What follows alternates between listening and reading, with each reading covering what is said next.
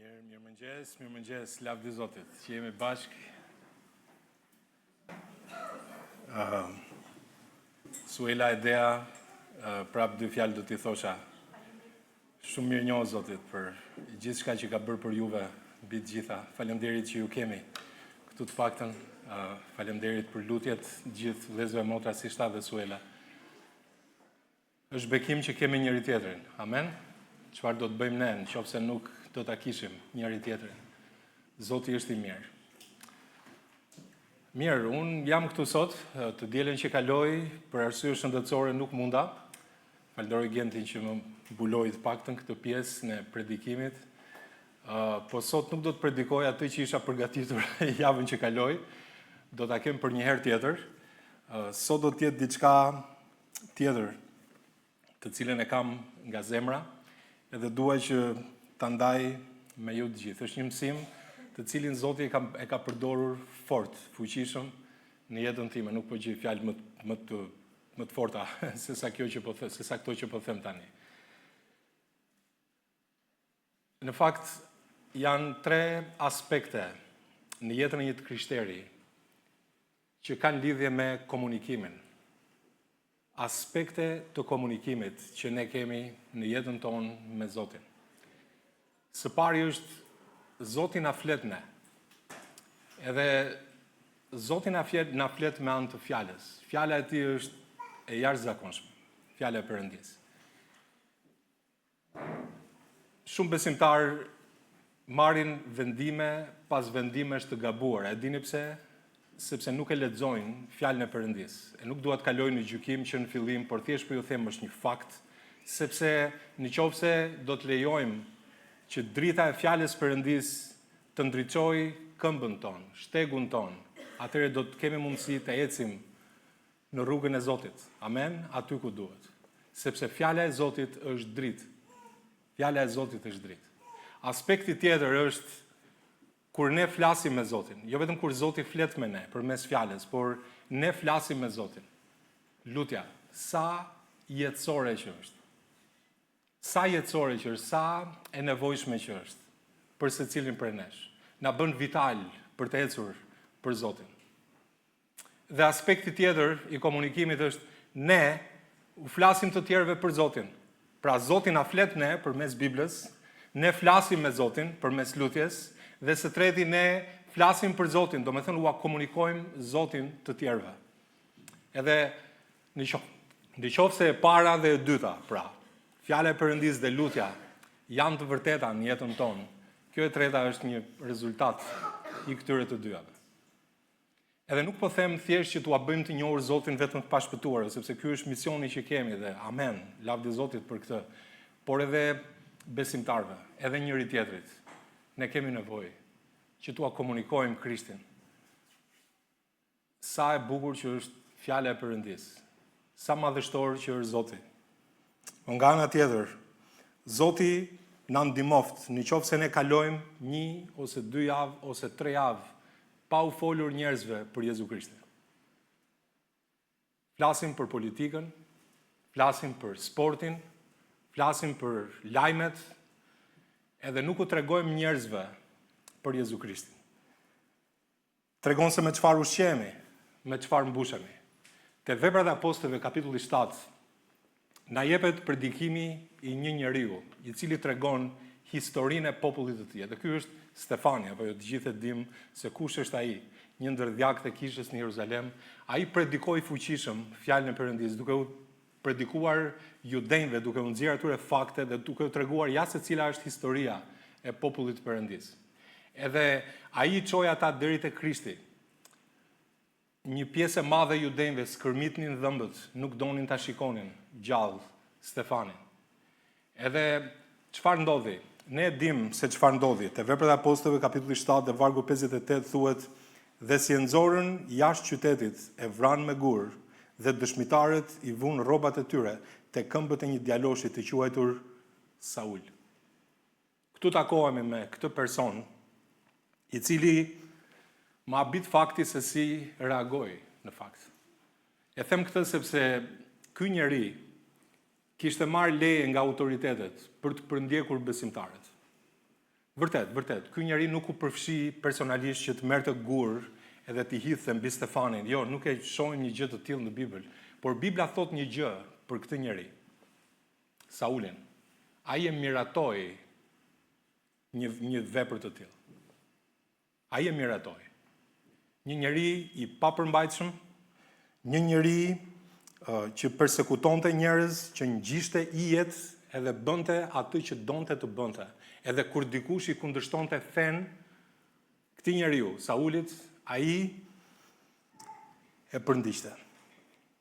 Shohim 4 vargjet e para të Veprat e Apostujve kapitulli 8. Por Sauli e kishte miratuar vrasjen e tij. Por në atë ditë u bë një përndjekje e madhe kundër kishës në Jeruzalem, dhe të gjithë u shpërndanë nëpër krajinat e Judesë dhe të Samarisë përveç apostujve. Dhe njerëz të devotshëm e varrosën Stefanin dhe bën gjëm të madhe për të. Por Sauli po shkatronte kishën. Hynte shtëpi më shtëpi, duke tërhequr zvarr, burra dhe gra dhe i fuste në burg. Ata pra që u shpërndan shkonin rreth e përqark duke shpallur fjalën. Shohim së pari aspektin e parë të komunikimit, i cili është shumë i rëndësishëm për ne. Zoti komunikon me ne, edhe kjo fillon me një takim. Ne e njohim dikë përmes një takimi, apo jo, kemi një lloj kontakti, një takim me të, edhe kështu e njohim, ashtu si një takim miqësor apo shoqëror, sido që të jetë. Edhe kështu filloi me Saulin. Zoti e kontaktoi atë që më pas do të quhej Pal, apo jo, Sauli u quhet Pal.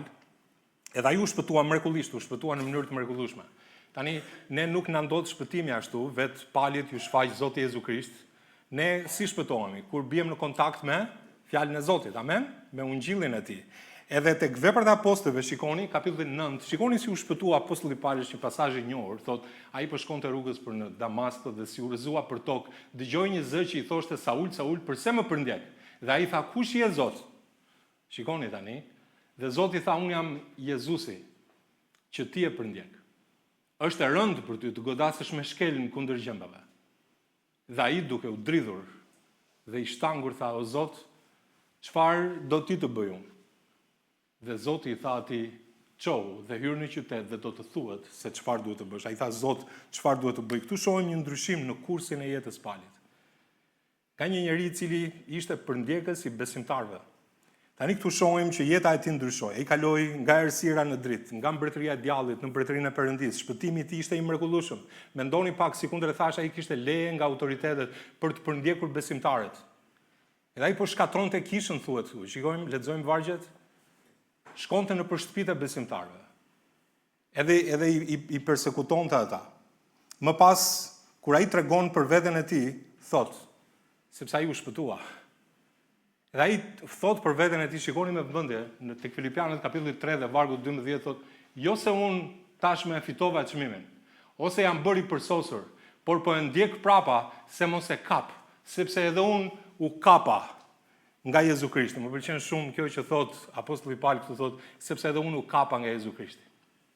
Isha duke ecur në rrugën time, thot, në jetën time, duke bërë jetën time, veprat që unë bëja, Jezusi më kapi. Është e njëjta fjalë që ne përdorim për forcat e rendit apo policin kur ndalon dikë, e arreston një kriminal, një të kërkuar apo një të dyshuar për shembull, dhe themi e kapi policia apo jo. E ndaloi, e zuri, arrestoi. Edhe Pali tha, unë isha duke ecur në rrugën time dhe Jezusi më kapi. U kapa nga Jezu Krishti. Ai më kapi. Më takoi edhe më ndaloi dhe lavdi Zotit që ai e bëri një gjë të tillë. Ai tha, unë isha duke ndjekur rrugën time, duke persekutuar besimtarët. E Zoti tha, hey Pal, mjaft. Dal. Edhe unë nuk isha nga t'ja mbaja të Pali. Nuk isha nga t'ja mbaja. Jezusi më kapi. Lavdi Zotit që ai e bëri këtë gjë me jetën time. Por edhe unë isha duke ecur në rrugën time dhe Zoti një ditë më tha, mjaft më.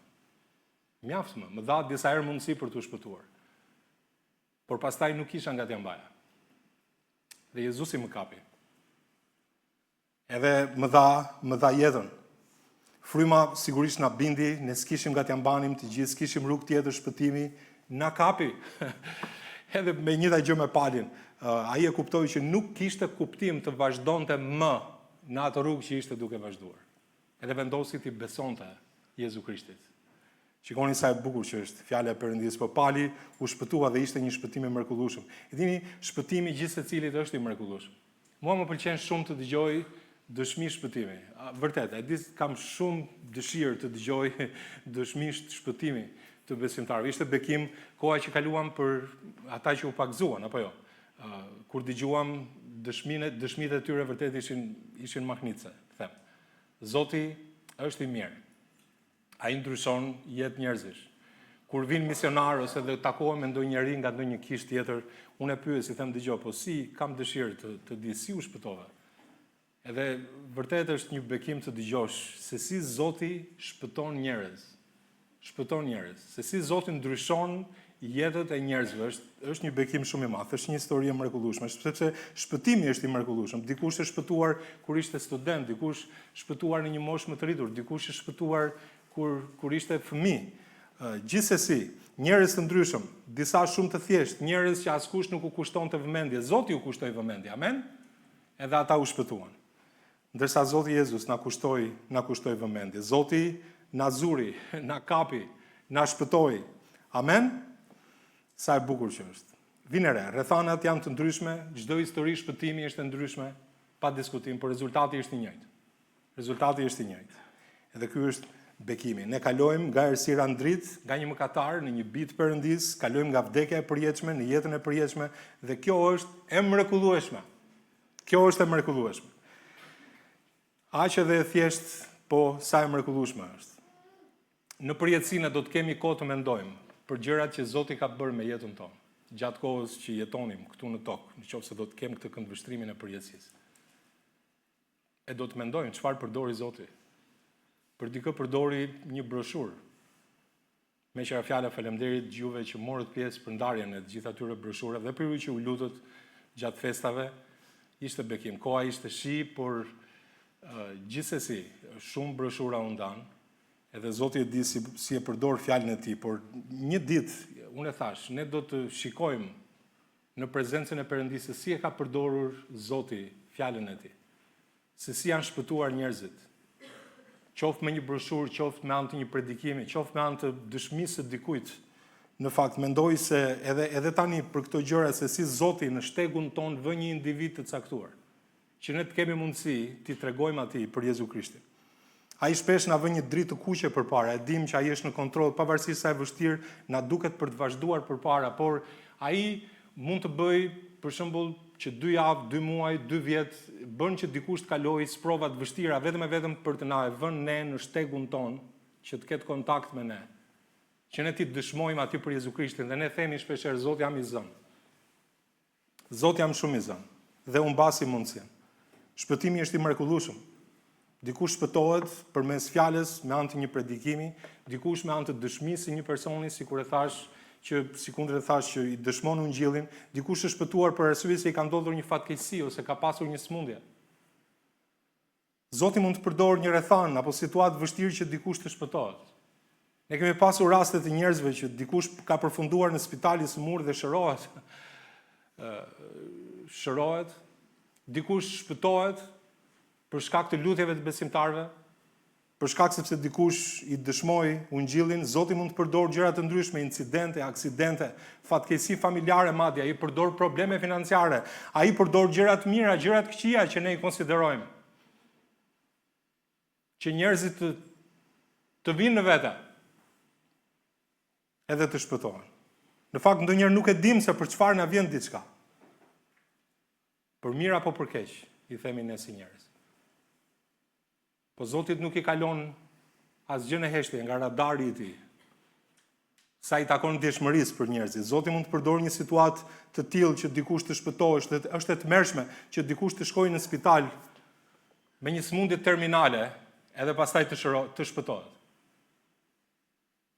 Dakor, por një ditë kur personi do të shikojë pas, nuk do t'i duket asgjë ajo që ka kaluar. Por thjesht do të lavdëroj Zotin për shpëtimin. Dikush shpëtohet në moshë më të re, dikush në moshë më të vjetër. Dikush e dëgjon ungjillin për të parë dhe shpëtohet, dikush duhet ta dëgjojë ungjillin disa herë edhe të shpëtohet. Dikush shpëtohet, dikush tjetër jo, pavarësisht se çfarë ka përdorur Zoti në jetën tonë që të shpëtoheshin, pavarësisht se cilat ishin rrethanat, një gjë është e sigurt, rezultati është i njëjtë.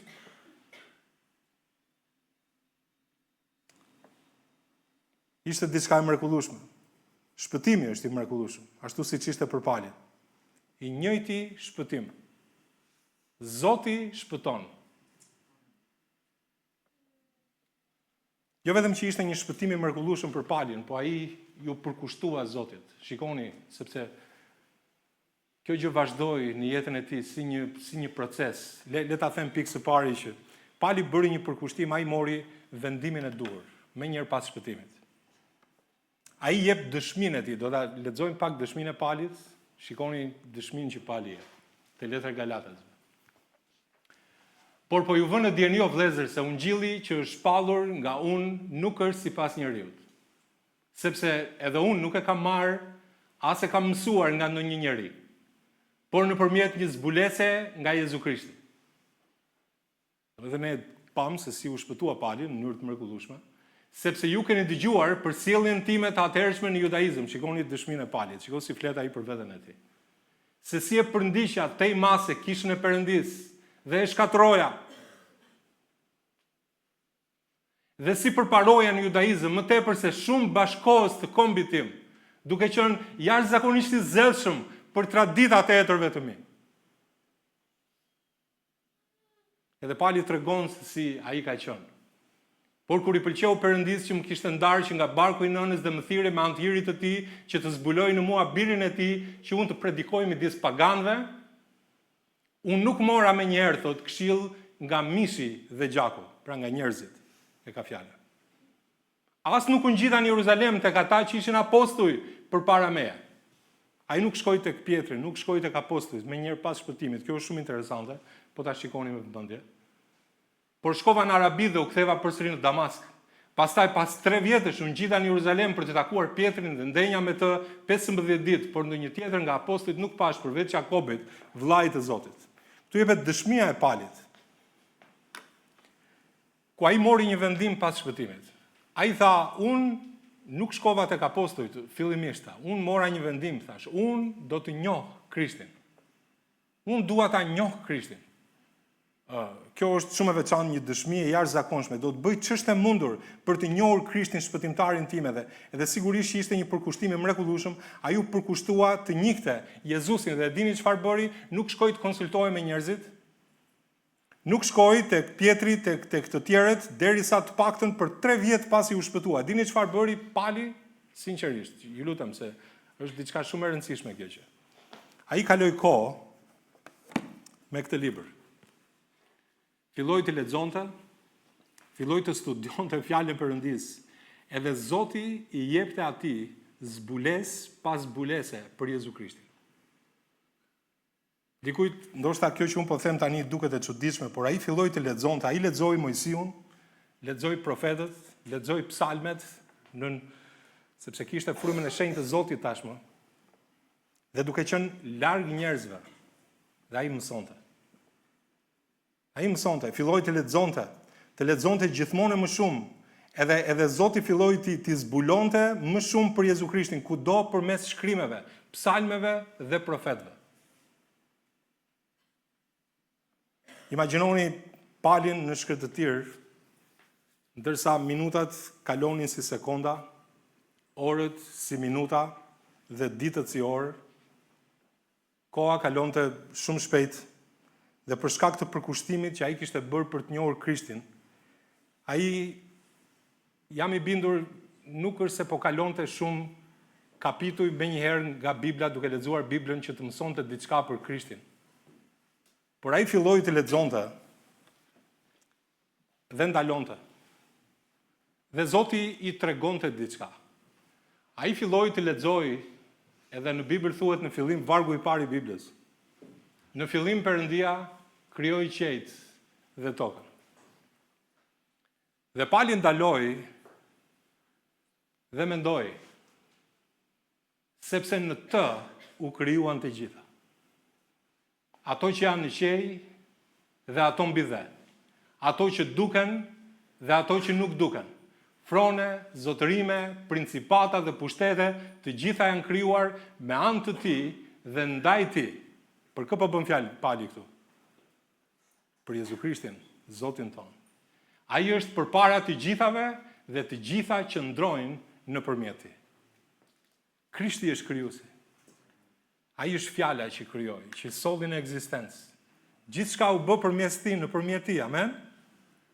Ai u krijua, për të u krijuan, gjithçka. Edhe Zoti i tregonte për Krishtin, i zbulonte më shumë se kush është ai. Edhe Pali sapo kaloi vetëm një varg dhe shikon aty Jezu Krishtin. Pastaj filloi të shoh, të njoh Krishtin edhe më shumë. Ai lexonte librat e Mojsiut, shikoni tek Zanafilla kapitulli i parë, vargu 2 dhe vargu 3. Shikoni, jemi në fillim të Biblës. Toka ishte pa trajt, e zbrazët, errësira mbulonte sipërfaqen e umnerës dhe fryma e Perëndisë lëvizte mbi sipërfaqen e ujrave. Pastaj Perëndia tha u bë drita dhe drita u bë. Dhe Pali ndaloi dhe mendoi, sepse Perëndia që tha le të ndriçoj drita në errësirë, është i njëjti që ndritin zemrat tona për të na ndriçuar në njohurinë e lavdisë së Perëndisë në fytyrën e Jezu Krishtit. I njëjti. Edhe Pali vazhdoi të lexonte. Këtë po bënte Pali. Edhe ai bëri një përkushtim që të njohë Krishtin edhe më shumë, edhe vazhdon të lexojë nga fjala e Perëndisë që Zoti nga një brinjë e Adamit krijoi Evën. Shikoni çfarë thuhet, Zanafilla 2, jemi ende duke lexuar, ai është duke lexuar nga librat e Mojsiut. E thot pastaj Zoti Perëndi me brinjën që i kishte hequr, njeriu të formoi një grua dhe e çoi tek njeriu dhe njeriu tha, kjo tashmë është kocka e kockave të mia dhe mishi tim, ajo do të quhet grua sepse është nxjerr nga burri. Edhe Pali ndalon aty. Edhe thot, prandaj njeriu do të lërë atin dhe nënën dhe do të ngjithet pas gruas së tij dhe të dy do të bëhen një mish i vetëm. Ky mister është i madh, por unë e them në lidhje me Krishtin dhe me kishën. Edhe ai mëson më shumë për Jezusin. Ai mëson më shumë për të. Ai vazhdon dhe shikon historinë e Abrahamit, të Sarës, të Agarit dhe të Ismaelit. Lexon historinë e tyre, ndalon edhe thot te Galatasit 4:31 dhe kështu pra vëllezër, ne nuk jemi bijtë të skllaves, por të lirës. Ne kemi pasardhjen nga Isaku. Abrahami, Isaku, Jakobi. Jo nga Agari. Shikon historinë e Isakut dhe thot, kujtohet historia e Isakut kur Abrahami shkoi në malin Moriave për të plijuar djalin, mendoni pak sa e tmerrshme që do të ishte, makabre do ta konsideronte dikush. Të vetmin bir që ai donte thuhet në fjalën e Perëndisë. Edhe ndërkohë që ngriti dorën kundër djalit i Zoti tha mjaft, ndalo. Dhe një dash ishte në një kaçube apo në një ferr i zënë për brirësh, interesante. Edhe ai u flijua aty edhe ai lexon historinë e Isakut dhe thot Krishti vdiq për mua. Ai u ringjall për mua. Edhe ai lexon Eksodin dhe sheh se si gjaku i qengjit ishte vendosur mbi shtalkat e portave dhe mbi arkitraun. Edhe ai e lexon këtë gjë që ky gjak i qengjit do të vijë mbi shtalkat dhe mbi arkitraun në derën e çdo njeriu të popullit të Perëndisë. Tek Eksodi kapitulli 12, Zoti do të kalojë për të goditur egjiptasit. Por kur të shoh gjakun mbi arkitraun dhe mbi dy shtalkat, Zoti do të kalojë tej derës dhe nuk do ta lejojë shkatruesit të hyjnë në shtëpitë tuaja për t'ju goditur. Edhe ai mendon dhe thotë që ja një qengj u flijua për mua. Te letra e parë e Korintësve kapitulli 5 dhe vargu 7, fshini pra majan e vjetër që t'jeni një brum i ri siç jeni pa maja, sepse pashka jon që është Krishti u flijua për ne. Pashka është Krishti, ai u flijua për ne. Kur çoj gjakun do të kaloj tutje, ja Krishti, pashka jon, gjaku i tij u derdh për mëkatet tona dhe ai fillon të njoh Krishtin në çdo faqe të Biblës. Në çdo faqe të Biblës. Vjen re që ky njeri ka marrë një vendim, unë dua të njoh Jezu Krishtin, edhe vëllezër motra dashur, Jezusi nuk e njohim ne duke kaluar shumë kohë në rrjetet sociale, përpara televizorit apo përpara kompjuterit, nuk kemi për ta njohur Krishtin ashtu. Ne duhet bëjmë një përkushtim për ta njohur dhe vetmja mënyrë për ta njohur është përmes fjalëve të këtij libri. Përmes fjalëve të këtij libri. E dini shprehjen që thot burri njihet nga fjala që thot. Është kështu? Tani në këtë kontekst burri njihet nga fjala që thot.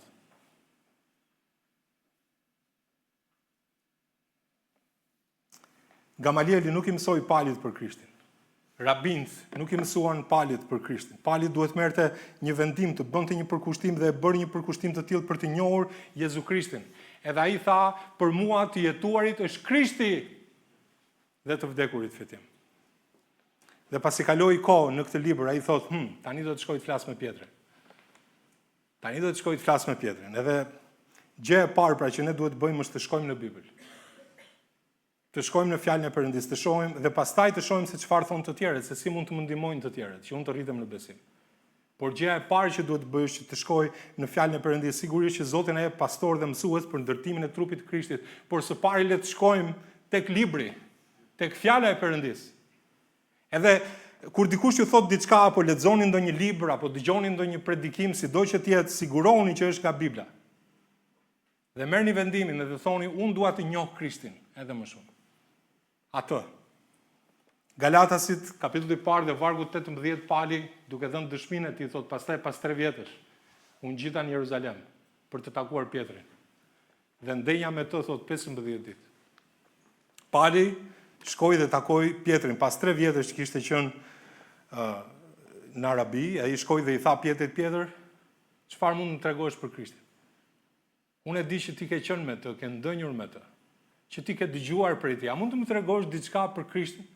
Si ishte ai? Edhe Pali ishte një vizitor shumë i veçantë, ta dini. Ai thoshte Pjetrit, Pjetër, si ishin sytë e Jezusit kur ai predikonte? Pjetër, më thuaj pak, si ishte toni i zërit të tij? Si tingëllonte zëri i Jezusit kur ai fliste? O Pjetër, më trego pak diçka më shumë për Jezusin. Jo se si e mohove ti që të të vizorët me qëra fjalla, ndoshta nuk i thoshte kështu. Jo eksperiencat e tua, po si ishte Jezusi? Më trego si lutej Jezusi.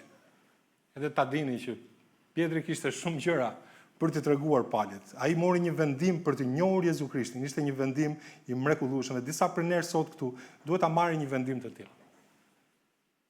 Që Zoti na tregoj Krishtin në çdo faqe të këtij libri. Që ne ta njohim atë edhe më shumë, edhe më shumë. Nuk kemi për ta njohur këtë libër siç duhet, pa kaluar kohë me të, pa bërë një përkushtim. Zot, unë dua të njoh ty më shumë. Unë dua të njoh fjalën tënde më shumë. Sa kohë kalojmë ne me Biblën? Le ta bëj shumë praktike. Her pas here duhet ta shohim një gjë të tillë në këtë kish, megjithëse themi që dim shumë nga fjala e Zotit. Pali tha që unë duhet ta njoh Krishtin edhe më shumë, edhe të shohim këto vargje, po sa kohë kalojmë me Biblën? Vetëm 1 apo 2 kapitull? Apo fare? Nuk kalojmë kohë. E dini çfarë, vëllezër motra? Ne kemi nevojë për të lexuar më shumë se 1 apo 2 kapitull nga Bibla. E dini sa kohë na duhen për të lexuar 1 apo 2 kapitull? 3 deri 4 minuta. Ja dikush që lexon më ngadalë 5 minuta, që është shumë. Është shumë. Kaq kohë japim Jezusit 4 minuta në ditë? Jo, le të mendojmë pak, sa kohë kalojmë ne duke ngrënë çdo ditë? Mendoj pak për vete. Mirë, ka nga ata që hanë më shpejt, apo ka nga ata që ulën duhen të paktën 10 minuta, dikujt 20 minuta në vakt. Ka dhe nga ata që kur ulen për drekërin 1 orë për shembull. E mund të kalosh 3 herë nga sa minuta kalon ti, 20 minuta, 10 minuta, ka për nesh që kalojnë gjysmë ore duke ngrënë.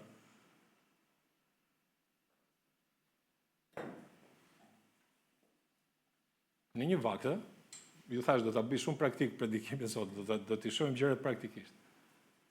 Sa kohë kalojmë ne duke ngrënë? Sa kohë harxojmë çdo ditë në kafe? Madje ka prej nesh që ulen edhe disa herë për kafe në ditë. Sa kohë punojmë për të siguruar për vete?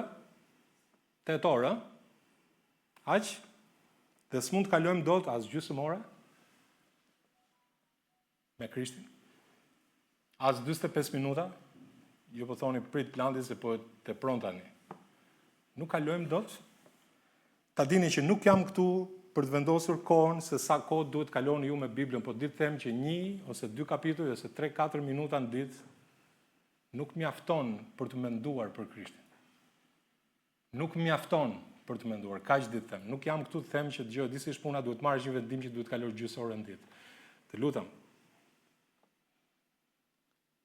Por në qoftë se kemi pasion për të njohur Krishtin edhe më shumë, nuk do të shqetësohemi për të vënë kronometrin se sa minuta do të kalojmë ne duke lexuar fjalën e Perëndis. Kur unë dua të kaloj kohë me dikë, se kam dëshirë të kaloj kohë, unë nuk vë orën aty përpara, veç se do kem në një takim ndonjë mbledhje të rëndësishme, por harroj fare, vetë thjesht kaloj kohë, edhe kur shikoj ka kaluar 2 orë, e them se kam ndier orën fare. Sepse kur një njeri dëshiron vërtet të kaloj kohë me Krishtin, të dëgjoj për ti, 4 minuta nuk mjaftojnë. Nuk mund ta njohim dot Krishtin ne për 4 minuta. Nuk mundemi. Ju thash do të jemi shumë praktik sot për ta parë ashtu siç është në të vërtetë. Ta vëm këmbën aty ku duhet, në gaz edhe të shohim se si jemi ne, por nëse kemi pasion për Krishtin. Nëse kemi pasion për Krishtin, nuk do të shqetësohemi. Sa kohë kalojmë ne për të ngrënë bukë? Dikush më tha që po mirë, pse Zoti nuk e bëri njeriu të hante një herë në ditë vetëm? Mbase Zoti do të na tregojë diçka që ne kemi vazhdimisht nevojë të ushqejmë shpirtin tonë? Më shumë se sa një herë në ditë. Më shumë se sa një herë në javë. Apo kur e lëm Biblën. Aty. Edhe nuk kujtohemi dhe ta dini që Pali mori vendimin e dur dhe qëndroi me Pietrin 15 ditë. Pjetër më tregoi diçka më shumë për Jezusin. E ka pyetur dhe pas 3 vjetësh thuhet unë ngjita në Jeruzalem për të takuar Pietrin dhe ndënja me të 15 ditë thuhet në vargun 18. Dhe jam i sigurt që Pietri kishte shumë gjëra për t'i thënë Palit. Pse? Sepse Pietri kishte me Jezusin sa kohë? Sa kohë kaloi Pietri me Jezusin? 3 vjet e gjysmë. 3 vjet e gjysmë. Kaloi shumë eksperjenca dhe ishte sigurt që e ndihmoi Palin dhe ta dini. Pali u largua nga takimi me Pietrin edhe më i fortë, edhe më afër Krishtit. Dhe shkruajti disa gjëra në frymëzimin e frymës shenjtë dhe i tregoi Pietri par Palit disa gjëra që ai kishte parë me sytë e tij, se si Jezusi ishte sjell me njerëzit, se si komunikonte ai me turmat, se si Jezusi kishte qarë kur shkoi në Jeruzalem, për ato gjëra që Krishti kishte bërë, për ato gjëra që ai kishte thënë, ai tregoi Palit për dashurinë e Krishtit dhe Pali mrekullohej. Thash Pali ishte një vizitor jo i zakonshëm. Ai tha unë kam marrë një vendim, dua të njoh Krishtin edhe më shumë. Edhe më shumë. Te Filipianët kapitulli 3 kur ai bën rezumen e tij dhe pasi ka bërë rezumen e tij pasi para se të lexojmë këtë varg ai thotë që e di si është puna, unë isha Benjaminitot u rrethpreva të 8 ditë, do të jap Benjaminit u rrethpreva të 8 ditë me zell ndjekës i ligjit tot. Edhe sa i takon traditës edhe ndjekjes ligjit, i paqortueshëm, thjesht po e perifrazoj. Kjo është rezumeja e Palit. Edhe unë po përparoja në judaizëm, le lexuam nga Galatasit, kapitulli i parë. Më shumë se bashkëkombasit e mi. E me gjitha të, thot Pali, shikoni, por me të vërtet i konsideroj të gjitha sa janë dëm për madhështin e kujt? Të njohjes së Krishtit Jezus, Zotit tim, për shkak të cilit i humba të gjitha këto dhe i konsideroj se janë pleh që unë të fitoj Krishtin. Dhe Pali thot, madhështia e të njohurit Krishtit është më e madhe se sa çdo gjë tjetër. Edhe unë dua ta njoh Krishtin edhe më shumë. Edhe më shumë. E t'jeni të sigurt, Pali nuk mendonte për Krishtin vetëm 4 minuta në ditë.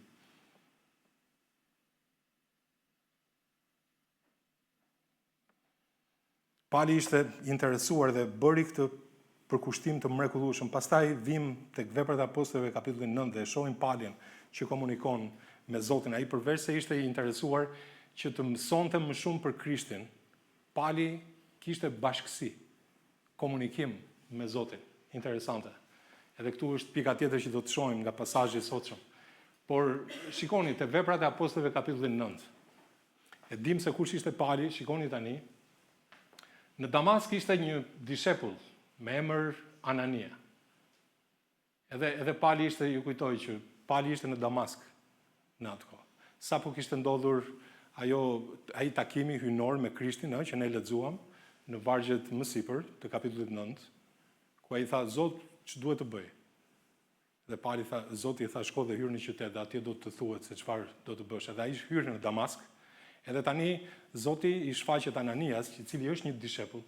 Dhe Zoti i tha në vegim Anania, dhe ai u përgjigj, ja ku jam Zot, dhe Zoti i tha, "Çou dhe shkon në rrugicën e quajtur e drejtë dhe kërko në shtëpinë e Judës një nga Tarsi me emër Saul, se ja, ai po lutet tani."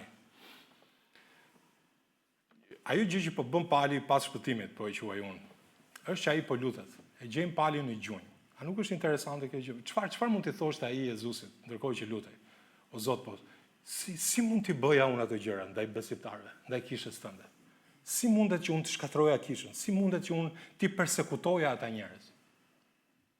Edhe ai po ndante me Zotin gjithçka, po ndante zemrën e tij. Edhe ai po lutej. Po mendoni pak Ananian tani, një dishepull, i cili e dinte se kush ishte Pali. Pali ishte shumë i njohur në atë kohë.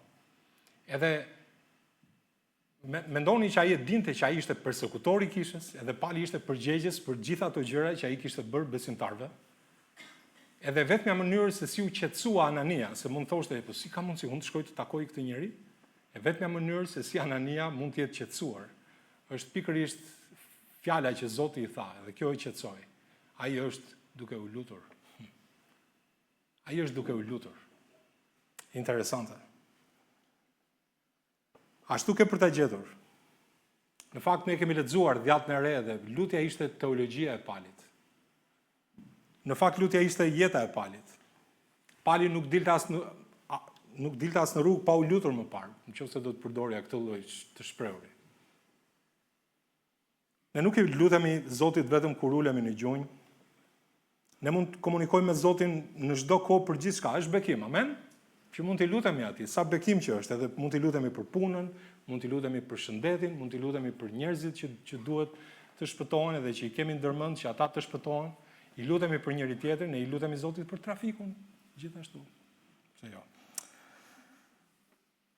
Pali mori vendimin për të njohur Krishtin edhe më shumë. Ai studionte fjalën, komunikonte me Zotin, kishte marrëdhënie, kishte bashkësi, edhe në rast se nuk ekzistojnë këto dy aspekte në jetën tonë, që është fjala e Perëndisë, njëra, edhe lutja, atëre le ta kuptojmë këtë gjë që ndodh diçka, nëse nuk i kemi këto dy aspekte.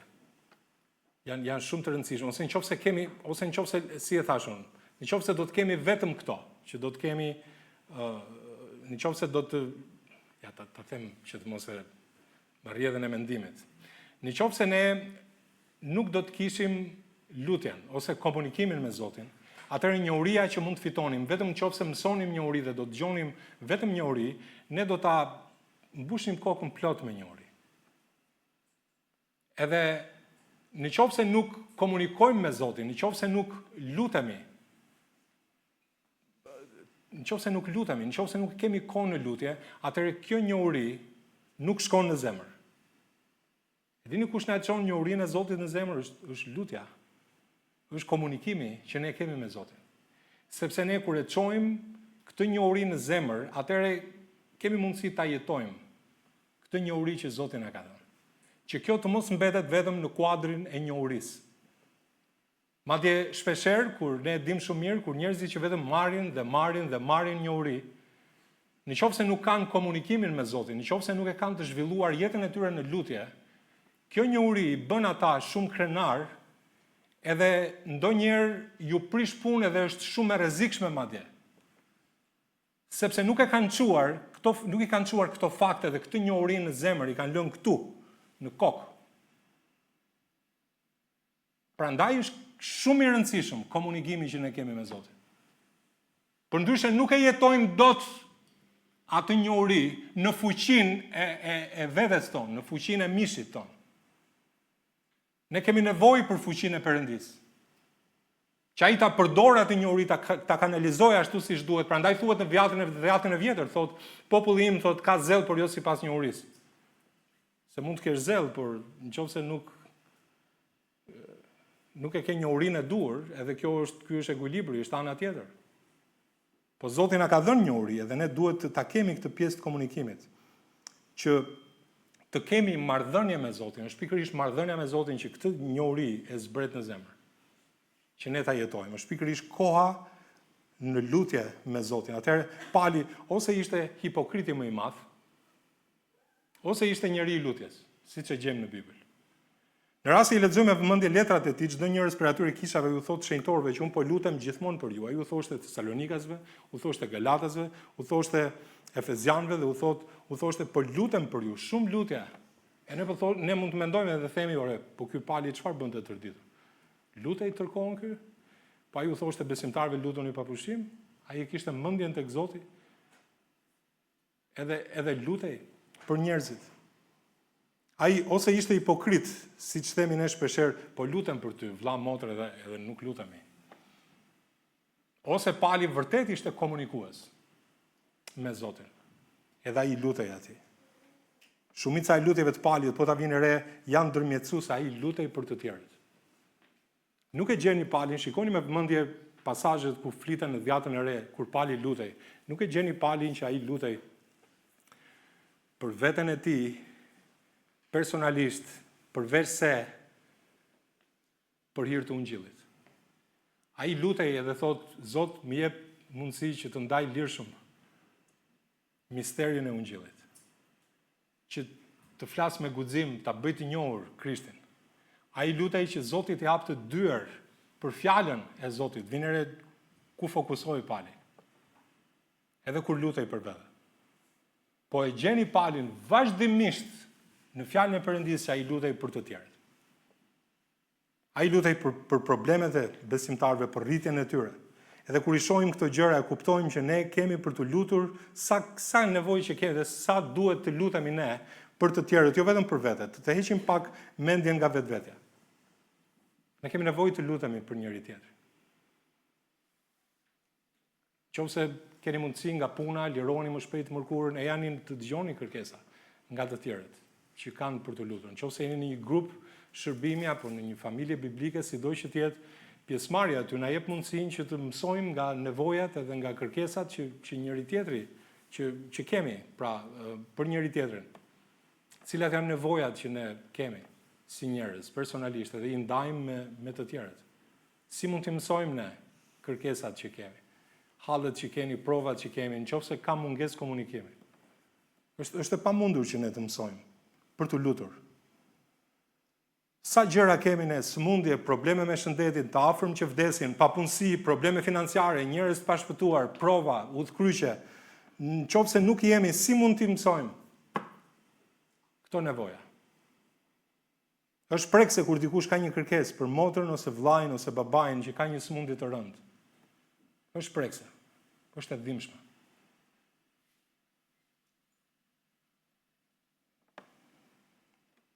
Besimtarët hanë, rrinë në kafene, shohin televizor me orë të tëra, Netflix, ku di unë, dhe nuk lutën.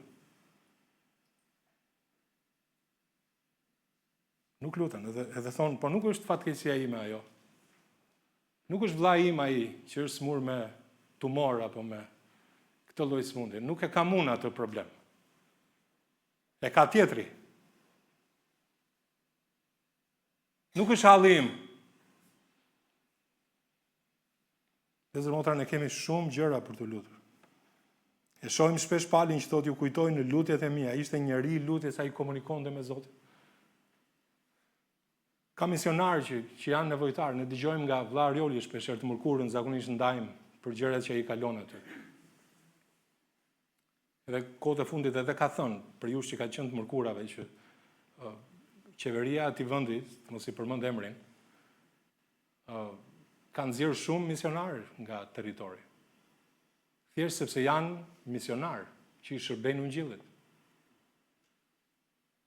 Edhe lutuni, thotë, që të mos ndodhë kjo gjë me mua.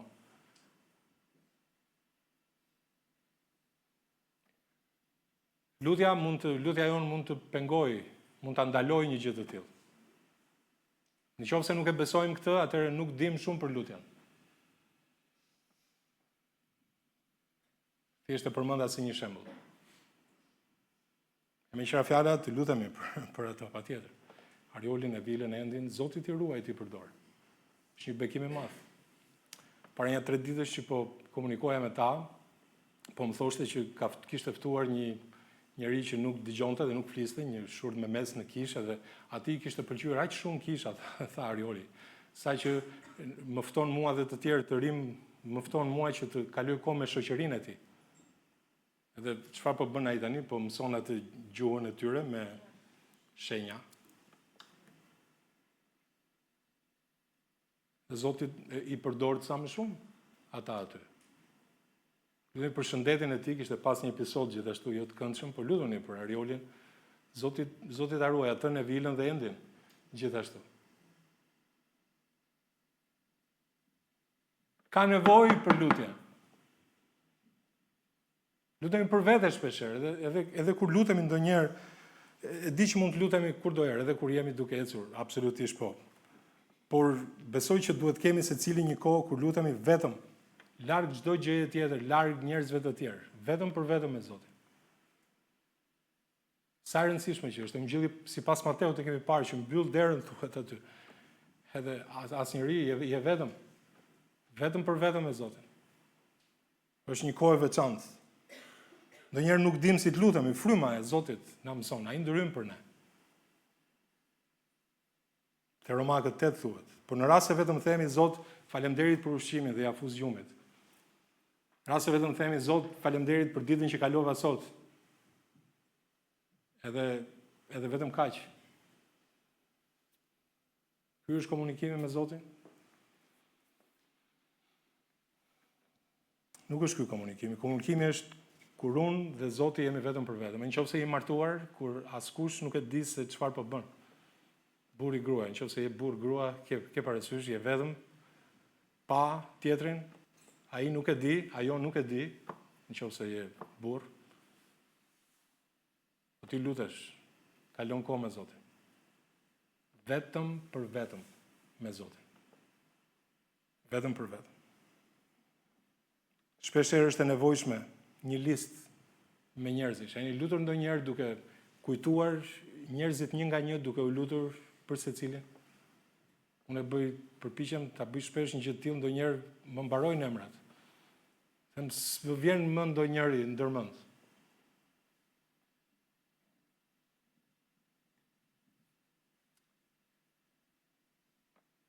Kemi shumë për të lutur. Kemi nevojë për listë ndonjëherë, sepse harrojmë, duhet bëjmë një listë. Anania, dhe ju përgjigj, ja ku jam Zot, thjesht po lexoj këtë. Dhe Zoti i tha çohu dhe shko në rrugicën e quajtur e drejtë dhe kërko në shtëpinë e Judës një njerëz nga Tarsi me emër Saul, se ja i po lutet. Pali kishte ca kohë që po lutej me siguri derisa erdhi Anania, dhe le të them këtë që nuk kishte shumë kohë Pali që ishte shpëtuar, duhet kishin kaluar disa orë pas shpëtimit. Edhe Anania e gjeti atë në gjunjë. Ai kishte komunikim me Zotin. Lutemi, ashtu siç ne mund të lutemi për njëri tjetrin çdo ditë, gjejmë Palin duke u lutur për të tjerët në fjalën e Zotit. Pali lutej për ardhjen e Zotit. Le të lutemi ne për ardhjen e Zotit. A gjejmë ne gëzim në lutje apo është vetëm barr? E dim që është një betejë, sigurisht, por qëndrojmë në lutje. Kemi për ta parë që aty ka gëzim, ka çlirim, nëse qëndrojmë në lutje.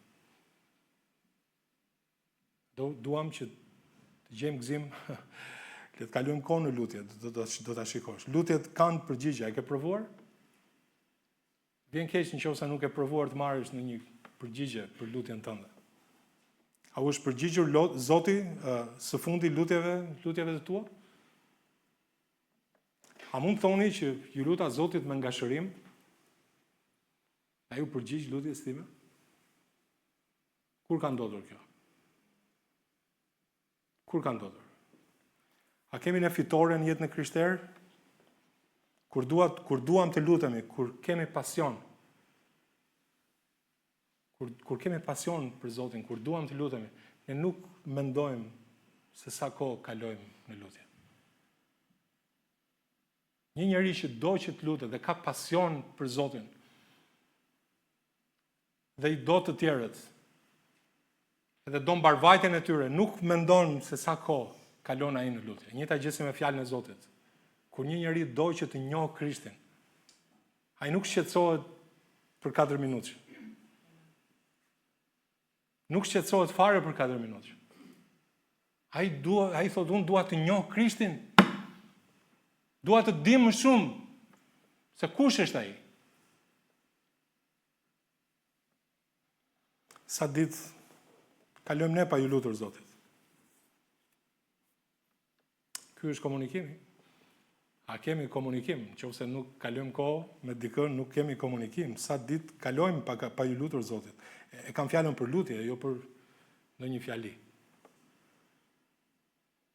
të bukur që mund të nxjerrim nga goja, por kemi shumë gjëra për të lutur dhe Pali ishte shembull, jo vetëm se u shpëtua, por ai kishte bërë një përkushtim që të kishte komunikimin e dur. Dhe së treti, thjesht do ta përmend sepse për këtë flasim gati në çdo predikim së bashku. Por pjesa tjetër, aspekti tjetër i komunikimit është që ne flasim për Zotin me njerëzit. Ua komunikojmë Zotin të tjerëve. Shikoni Palin, si shprehet e letrës 2 Korintësve 4, do të mbarojmë, dhe kemi edhe një pasazh tjetër, por thotë, sepse nuk shpallim veten tonë, thot Pali. Nuk shpallim veten tonë, por kë shpallim? Krishtin. Krishtin Jezus, Zotin. Krishtin shpall. Jezusin shpall. Po si do ta shpallësh nëse nuk e njeh? Nëse nuk e njeh edhe më shumë, të shpallësh Krishtin ashtu siç është. Në gjithë plotësinë e tij. Nuk shpallim veten tonë, por Krishtin Jezus, Zotin. A ka mbushur Krishti jetën tonë? A e ka mbushur ai jetën tonë? Akord në Krishtin thuhet, te Kolosianët kapitulli 2, banon trupërisht të tërë plotësia e hyjnisë, është kështu? Por ne banon plotësisht tërësia e Krishtit në ne? A jemi të mbushur plot?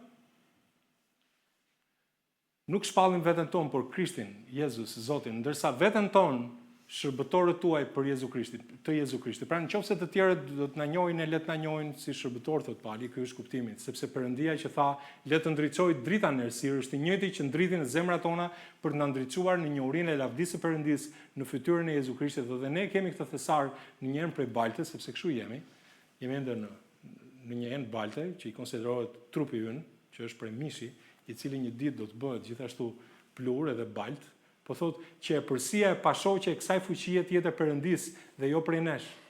Në çdo gjë duke u shtrënguar, por pa u ngushtuar, duke dyshuar, por jo duke u dëshpëruar. Zoti na jep një paqe që bota nuk e ka. Thot duke qenë të përndjekur, por jo duke qenë të braktisur. Zoti thot nuk do t'ju lënë, nuk do t'ju braktis. Besojmë këtë? Jam me ju deri në fund të botës. Duke u rrëzuar, po jo duke u shkatruar. I drejtë rrëzohet, po ngrihet 7 herë. Thuhet e libri i fjalëve të urta. Gjithnjë duke mbajtur në trupin ton vdekjen e Zotit Jezus, që edhe jeta e Jezusit të shfaqet në trupin ton. Krishtin shpall. Krishtin shfaq. Atë duhet shfaqim. Atë duhet shpallim. Edhe thot, sepse ne që jetojmë jemi vazhdimisht të dorëzuar në vdekje për hir të Jezusit, që edhe jeta e Jezusit të shfaqet në mishin ton të vdekshëm. Jezusin shfaq. Shfaqe atë. Shpalle atë. Tregoju të tjerëve për të. Thuaju të tjerëve që Krishti më dha jetë. Ai më shpëtoi. Ai më ndryshoi. Ai më dha jetë. Ai më ka bekuar. Ai më ka dhënë jetën e përjetshme.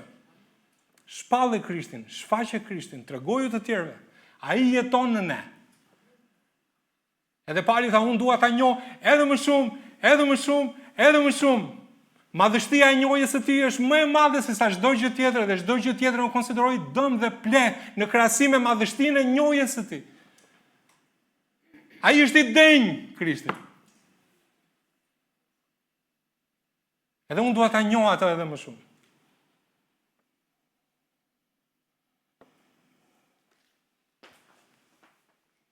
Sepse Perëndia që tha le të ndriçoj drita në errësirë është i njëjti që ndritet në zemrat tona për ta ndriçuar në njohurinë e lavdisë së Perëndisë në fytyrën e Jezu Krishtit. Brenda nesh banon një dritë. Krishti është drita e botës. E dini pse shpeshherë drita jonë nuk shkëlqen? Nuk shkëlqen, sepse ne nuk i afrohemi errësirës. Rrim të veçuar shpeshherë. Jeta jonë është rreth kishës, rreth besimtarëve. Edhe humbasim kontaktet me njerëzit. E izolojmë vetëm. Nuk bëhemi pjesë e jetës së tyre. Afroju atyre njerëzve se ka nevojë për dritë. Dhe kur errësira është e madhe, drita shkëlqen më fort.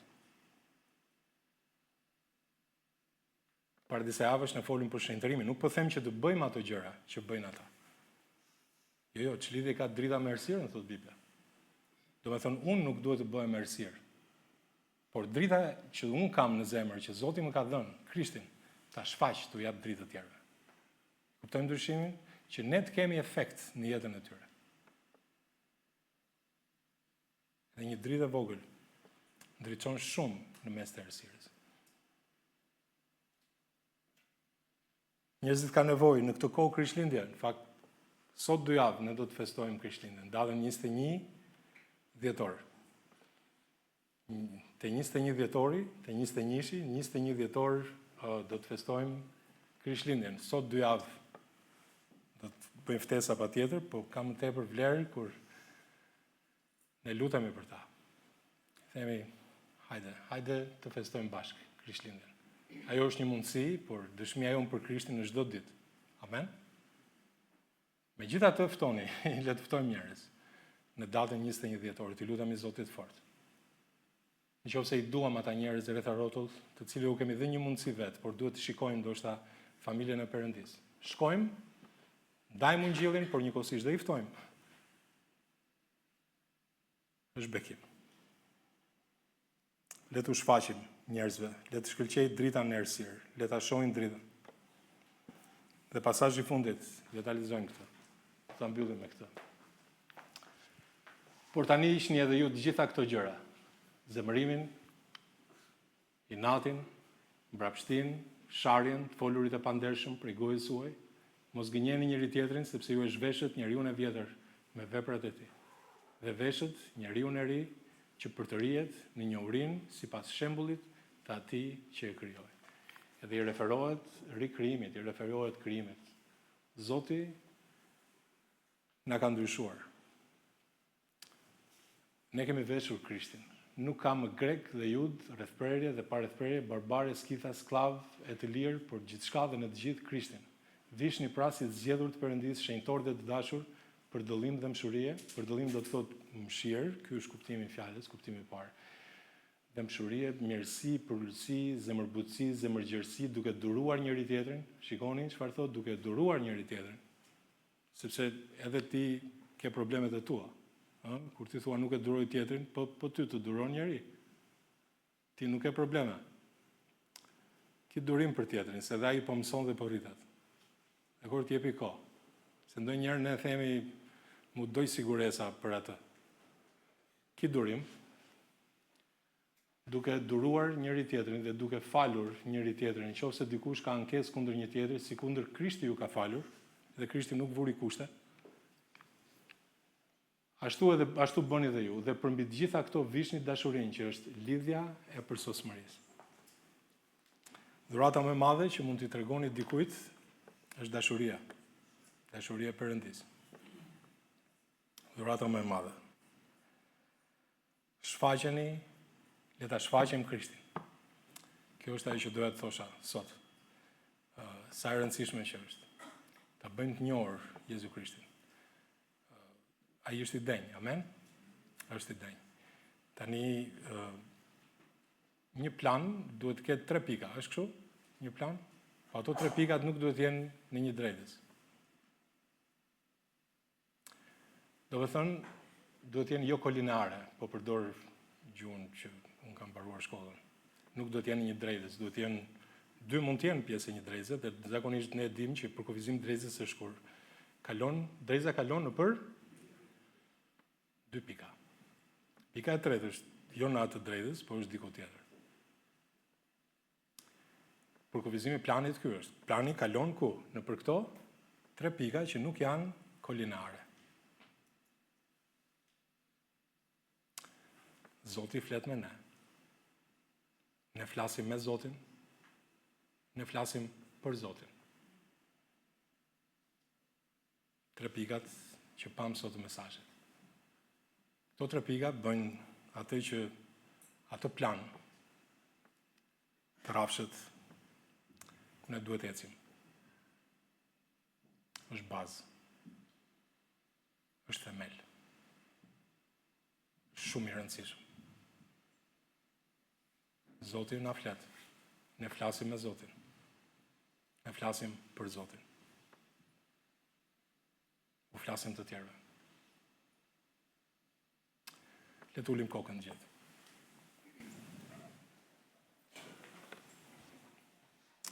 Kur lexova këtë libër pas shpëtimit, e parë se si isha para Zotit dhe Zoti hoqi nga unë shumë gjëra të ndyra.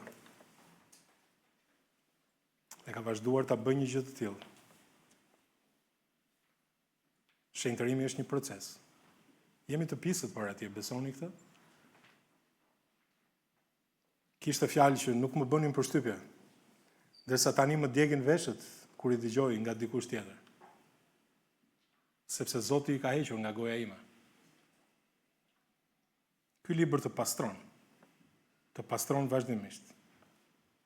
Veprat e mishit janë zbuluara te Galatasit 5, krenaria, egoizmi, ashtu si kundër i lexuam. Çfarë thot Bibla për Krishtin? Ai e zbrazi veten, muri trajt shërbëtori. Askush nuk e kupton në të vërtetë peshën e mëkatit derisa të shpëtohet. Mishi nuk do që të lutet, nuk do që të lexojë fjalën e Perëndisë, nuk do që të ushqehet me këtë libër, gjithmonë rebelon. Unë edhe pas 30 e kusur vitesh i shpëtuar, mund të them se në mishin tim nuk banon asgjë e mirë. Lavdi Zotit që më çliroi nga ky trup i vdekjes. Shembulli i palët, themi që të jemi ndjekës, ashtu siç ai ndiqte Krishtin. Zoti e di nëse lutemi, nëse e lexojmë Biblën. Në fakt, askush tjetër nuk e di një gjë të tillë sepse janë shumë personale. Kur lutemi së bashku këtu, nuk do të thotë që jemi njerëz të lutjes. Ne jemi njerëz të lutjes kur i lutemi Zotit vetëm, larg të tjerëve, kur askush nuk na sheh, vetëm për vetëm me Zotin. Këta janë njerëzit e lutjes. A kalojmë kohë vetëm me Biblën? A ke marrë vendimin për ta njohur Krishtin? Apo do të marrë sot një vendim për ta njohur Krishtin edhe më shumë? Unë për vete nuk mbaj më shënim se sa herë kam lexuar fjalën e Zotit, thjesht e lexoj. Ndonjëherë duhet të themi jo disa gjërave për të pasur kohë vetëm për vetëm me Krishtin. Dikush për jush ndoshta thotë do doja që t'u përgjigjesha pyetjeve nga Bibla më njëherë, ashtu siç bën filan vëlla apo filan motër. Po se bëj dot se nuk jam aq i mpret sa ata. Ta dish se ata citojnë vargje jo se janë të mprehtë, por sepse kanë kaluar kohë me këtë libër. Kanë marrë vendimin për ta njohur Krishtin edhe më shumë. A mund ta marrësh ti këtë vendim sot? Ti thuar Zotit, Zot, unë dua të njoh ty edhe më shumë. Unë dua të të shoh ty ashtu si pali në çdo faqe të këtij libri.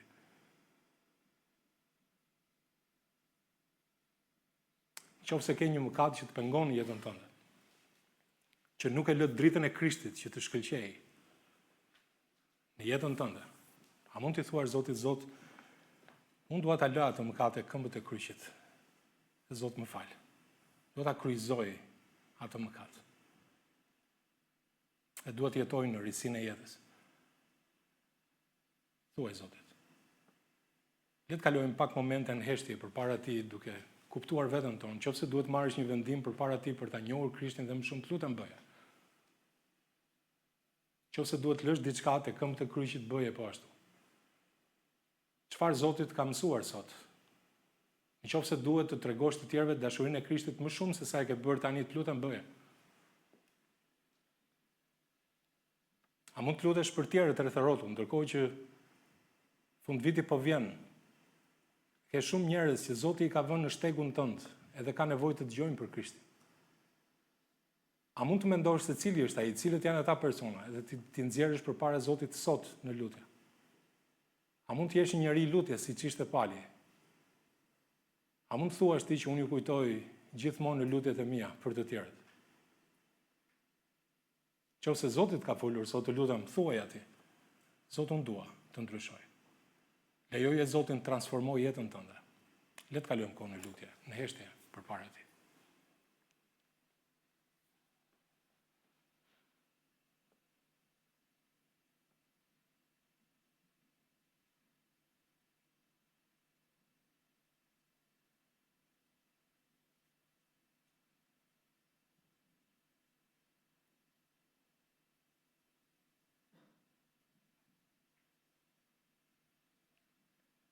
Po atë faleminderit për fjalën, është një bekim me përulësi të vim përpara te dhe themi Zot faleminderit që fjala jote është dritë.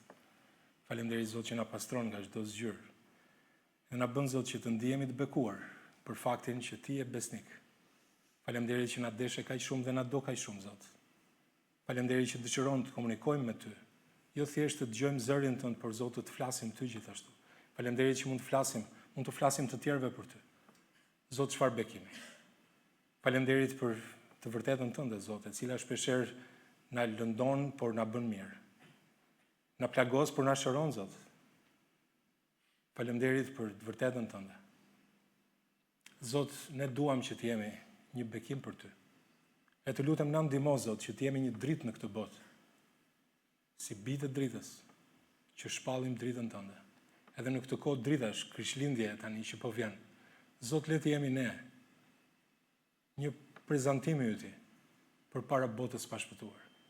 Le të shpallim ne Krishtin, le të shfaqim ne Krishtin ashtu siç është, në plotësinë e tij, në tërësinë e tij, që mbush gjithë jetën tonë, që zotron gjithë jetën tonë. Dhe faleminderit Zot që na kape, që na zure Zot. Edhe na ndalove nga rruga jonë e paullësisë. Edhe na them mjaft më. Mos shko më në atë drejtim, dhe të falenderojmë ty o Zot që na kape, na zure, që të shërbejmë ty. Faleminderit Zot që na i ke vënë këmbët mbi një shkëmbë. Faleminderit Zot që e ke shtruar përpara nesh rrugën. Faleminderit Zot për këtë plan, ku ne mund të vendosim këmbët tona edhe të gjejmë mbështetje, ku ne mund të ecim. Janë gjëra bazë shumë të rëndësishme, themeli i ecjes tonë me ty. Faleminderit që ti komunikon me ne mund të komunikojmë me ty, edhe mund të komunikojmë ty, Zot, tek të tjerët. Faleminderit për fjalën tënde. Faleminderit për ato zemra besimtare që me sinqeritet thanë, Zot, unë dua të ndryshoj. Dua që jeta ime të jetë ndryshe. Dua, Zot, që ti të shfaqesh veten tënde përmes meje. Zot, jepi sipas kërkesave, sipas zemrave që ata kanë. Faleminderit Zot për këtë ditë të çmuar. Merr lavdi nga jeta jonë, të dua dhe lutem në emrin tënd, Zot Jezus.